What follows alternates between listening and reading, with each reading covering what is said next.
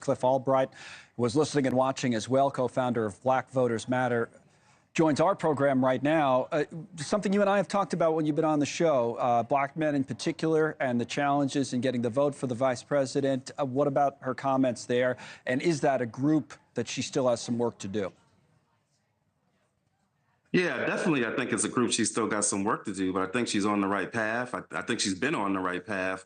She's been having conversations with black men in communities as well as leaders of organizations for, at least a year now. I've been in at least one of those conversations. So she's been doing it for some time and she's deepening those efforts and now looking at, what are the policies that specifically need to address the concerns that black men have. So I think she's definitely going in the right direction. And there'll be some work to do, but again, that work is going to exist every election cycle. The work Right. of reaching out to voters and making it clear how you address their issues, that work never really ends. Because by the numbers, and I'm going to go into this in a little bit more detail in a few minutes, this morning consult poll that came out was good news for the vice president post-debate, up by 6 points nationally. But when you go by demographics on it, and look at black voters, and that's at the bottom of that screen, 78-18 looks like a big lead, but we have another screen that compares the black vote in past elections. And usually the Democrats are at very close or above 90% with black voters. So there it is. That's the work, right, that has to be done. Can she win with a number at 78?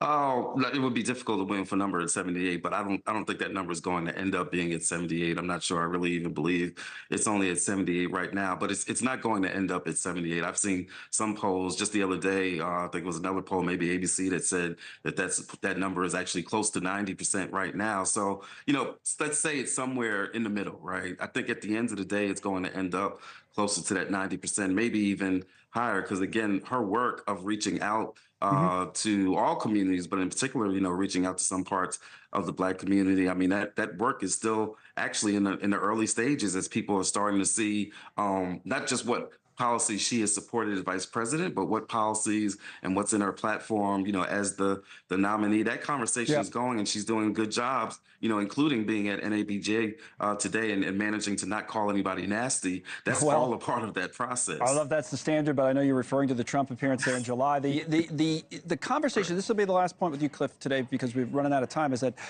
maybe I'm wrong about this. Here's what I picked up on two particular issues. One was certainly abortion. That was one. The other was the war in Gaza. At least one of the panelists on there, it seemed to be, with leading questions, was trying to push her to the left.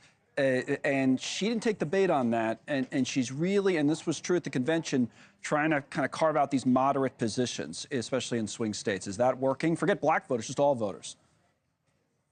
Yeah, I mean, I don't know, maybe on a couple of issues more moderate, certainly on the Gaza issue, but I mean, some of the positions, like most people would say that trying to limit price gouging, that's fairly progressive, right? On the economy, no doubt. Moderate.